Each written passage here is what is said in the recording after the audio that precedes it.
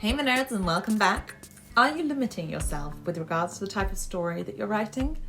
One of my own limitations hit me smack bang in the face the other day as I was watching the Queen's funeral of all things. I don't know if you realise this about me, but I have a tendency towards realism. I know this could be problematic for me as a fantasy author. I've always lamented my inability to create settings that are as awe-inspiring as those from House of Dragon or Game of Thrones.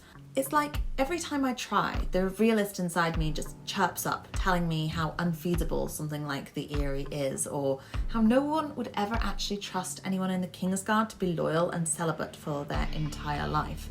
There's a weird level of arrogance to it when you think about it, because it's as if, because I wouldn't trust the Kingsguard to act in that way, then nobody would trust the Kingsguard.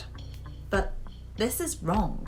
And this is what I realised during the funeral, which, hand on heart, all fantasy world builders who are even remotely thinking of having a monarchy involved in their story should watch.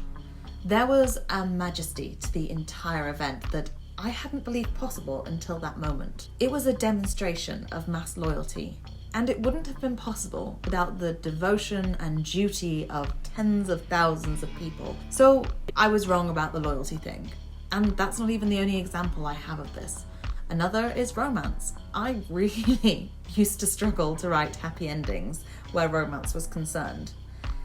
Child of divorce and cliche that I am, I was very cynical about the existence of romance. So I struggled to quieten the voice of realism warning me that happy endings are just too unrealistic. I know, I'm a bit odd. Many have told me. Now, there is a fascinating argument to be had here about how quirks of personality are why our stories end up being so different.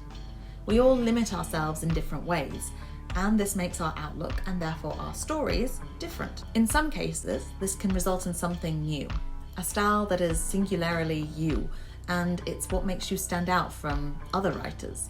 But sometimes we can find ourselves chafing at our limitations because they're actually restricting our writing. If so, then the only way to overcome it is to understand why you're doing it and then use that to help you find a way around it. Understanding who you are as a person is an essential step for understanding who you are as a writer and the limitations you might be imposing on yourself. And it's not just important for what you create, but also how you create. This is why all writers find success in different writing habits and different writing techniques. But that's a subject for another video. So knowing who you are is essential for any writer wanting to push themselves beyond themselves. Without it, how are you to identify where your own personal limitations are? There are plenty of personality tests out there that you can use to help you do this. Take your pick. Once you've got the results though, use them to help you figure out where you may be holding yourself back. So do some self-analysis, my friends. Find out what makes you tick, and see if there are any ways you can push yourself to write differently. Deep thought out. Bye, my nerds.